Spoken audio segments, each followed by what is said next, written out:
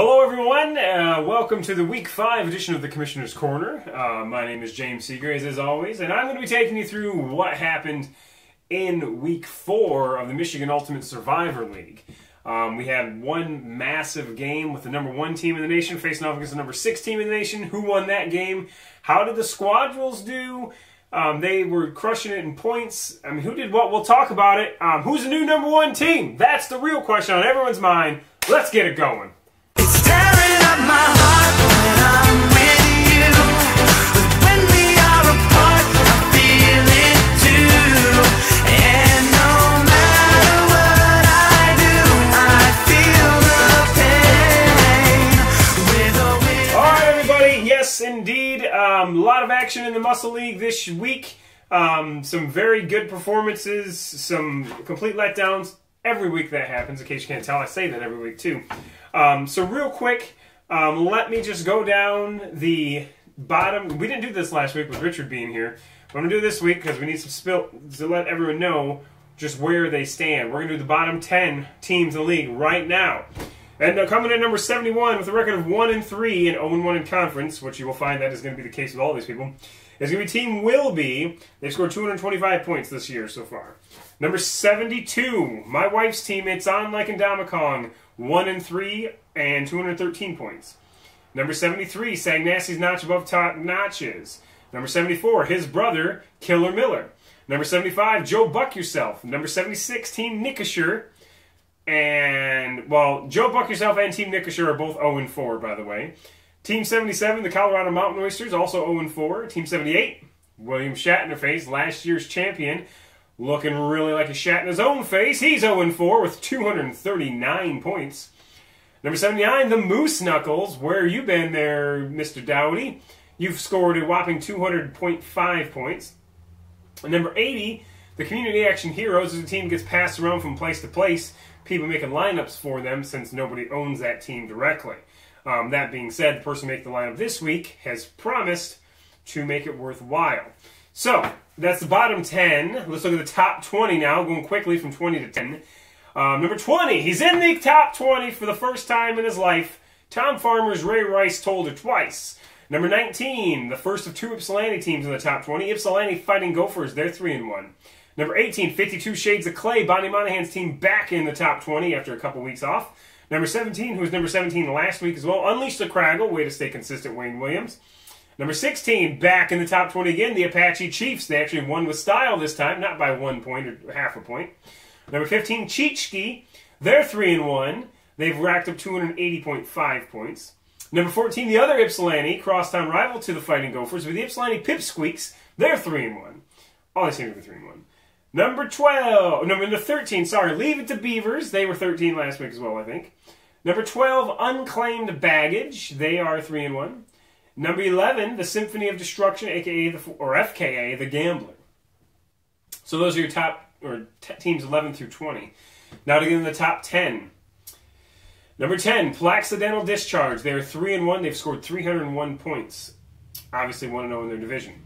Number 9 will be the Double Blumpkins, formerly number 13. So they moved up 4 spots this week. They're 3-1 with 336.5 points. That's a lot of points, kids. Number 8, last week's number 12 team would be the Squadrels, 3-1. They've scored 338 points, which is highest in the league, by the way. So good job to them. Number 7, this is where we get to the undefeated teams. All these teams are undefeated. The Kazoo Crazies, they were ranked number 9 last week. They're number 7 this week. They're 4-0. They have scored how many points? 236. Wow. That is really bad, Collins. I mean, you are a former Wilt Chamberlain Award winner. You got to start scoring some points. How bad is that? William Shatnerface, who's 0-4, has 239 points.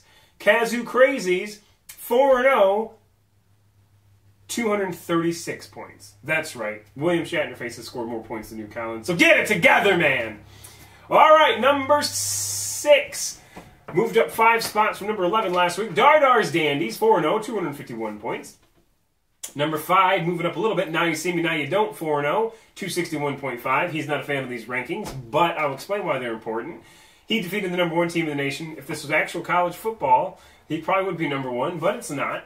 And then we got number 4, staying consistent, Brady O. Bush, 4-0, 266.5 points. And then number 3, I Must Break You, 4-0, 275.5 points. And then number 2 and number 1, very close. New number 1 team in the nation is ACL Tear. Discount double checking his way all the way to 295.5 points. Good for number 1 in the nation, being 4-0. Right behind him, I'm talking right behind him, is the Lions, 4-0. They were 2 last week. They've scored 293 points. So there's a 2.5 point separation. So if everything else stays the same, if they score, I mean, yeah, the Lions, you're barely out of it, man. So those are the top 20 teams.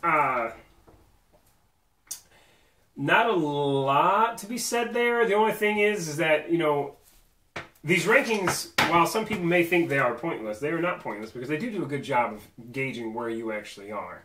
As time goes on, now that we're into the I mean, we're just going to call it conference play, but really divisional play, each game is much more important because there is a much higher weight value associated with winning your division games. Which is why, when we get to these winners and losers, you'll see one team in particular fell significantly. Okay, so real quick, let's go over the winners and losers from last week, all right?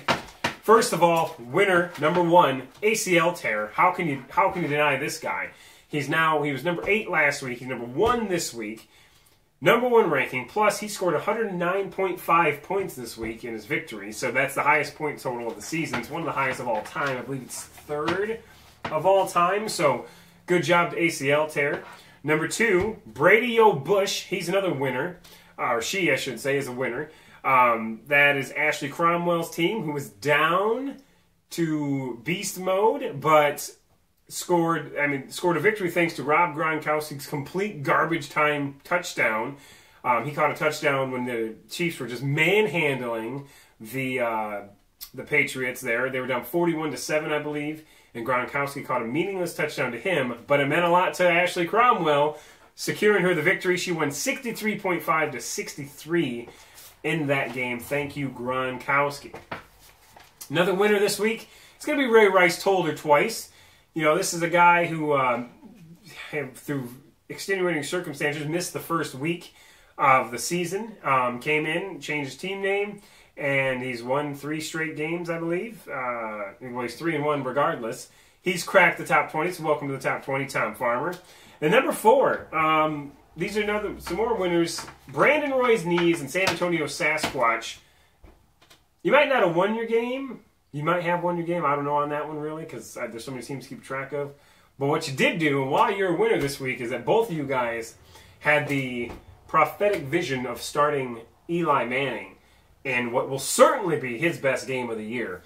Scored 27 points when they just crushed the Redskins on Thursday Night Football.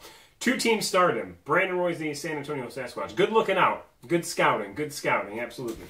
So let's go to the losers of the week. We're going to start, as you heard me say in when we were doing the top 20 there, the Donkey Punchers. They were number 1 in the nation last week. Now they have fallen completely out of the rankings. Why is that? Because they lost a divisional game. And when you lose a divisional game, especially against a team that is right up there with you, that is an absolute death blow to you. Because now you're really 2 games out from now you see me, now you don't. Because even if you win and he loses, now you see me, now you don't still has the tiebreaker on you. So these games are much more important. So it falls from number 1 all the way out. Several losers here, including the Donkey Punchers. Starting Kirk Cousins. Anyone who started Kirk Cousins, myself included, feels completely victimized by just an absolute joke performance. I believe the dude scored 5 points. I believe he had 4 interceptions in the same quarter. I feel bad to anyone who has him on the real fantasy team, Squadrels. I know in the IFSC you have them. I also was tweeting during that game that, oh, Kirk Cousins, he's so legit. RG3 might not ever play a game in the Redskins jersey again because he looked sharp in that first half. That's the old kiss of death right there, apparently, because he did not look so sharp in the second half. And then finally, the biggest loser of the week, in my opinion, even more so than Kirk Cousins or anyone who started them, are the 4 teams, and I don't have them written down, that started Nick Foles this week. Nick Foles, you are the biggest loser, and not in a good way, because how many points did Nick Foles score today? Or this week, I should say. What is that? 1 point. 1 point? by Nick Foles. He was 21 for 43 with 195 yards and 2 picks. Oh, man. Yeah, that equates to 1 point. Good Lord. That's terrible. So, let's take a look forward. See what major games are coming up in Week 5 in the Muscle League here, okay? Muscle League's like ATM machine. I gotta stop saying that. First of all, in the Batman division, we have the number 9 team, the Double Blumpkins, 3-1 with 336 points. A lot of points. Going up against the number 18 team, 52 Shades of Clay. Now keep in mind, kids, that going forward, all of these games are going to be in the same division. So every game you play from now on is much more important than those first 3 games, okay? Case in point here. The Double Blumpkins and 52 Shades of Clay, they're both 3-1. They're both 1-0 in the division. The winner of this game will take sole possession of first place in the Batman division, okay? So, I mean, not only will one team be 4-1, one team be 3-2, you also will have the tiebreaker. So these games are critical. Absolutely critical. Equally critical in the McLean division. Now, even though there are multiple people that are 3-1 in this division, Leave It to Beavers are actually number 13. Leave It to Beavers are actually playing number 10, Placidental Discharge, both 3-1. Placidental Discharge has 301 points so far. Leave It to Beavers 283.5. So they're pretty evenly matched. Winning this game will at least guarantee them a share of first place in that John McClane division. So that's a big one. However, the biggest game of the week is going to be Symphony Destruction number 11 versus number 7 Kazoo Crazies, okay? And why is this the game of the week and not the other ones? Well, here's why. Because, first of all, as we mentioned before, Kazoo Crazies, they have a ridiculously low number of points, considering that they're 4-0. Symphony Destruction, last year's runner-up, so they've got something to prove. I will tell you that this game is much more important. Listen up, Collins, okay? This game is much more important to Symphony of Destruction than it is Kazoo Crazies, okay? Because here's why. Kind of like in that first example, if Kazoo Crazies lose this game, if they lose this game, each team would be 4-1. And granted, Symphony of Destruction would have the tiebreaker and all that stuff. Yeah, okay, that's a blow to Kalamazoo there, okay? But if Symphony of Destruction loses this game, it's devastating. Because not only will they be 3-2, Kalamazoo will be 5-0, okay? So that is a 2-game lead versus a tie. 2-game lead, but it really is a 3-game lead because they also would hold the tiebreaker. So look for some massive lineups on both ends of this game because Kalamazoo, I don't think they've used anyone considering they've scored hardly any points.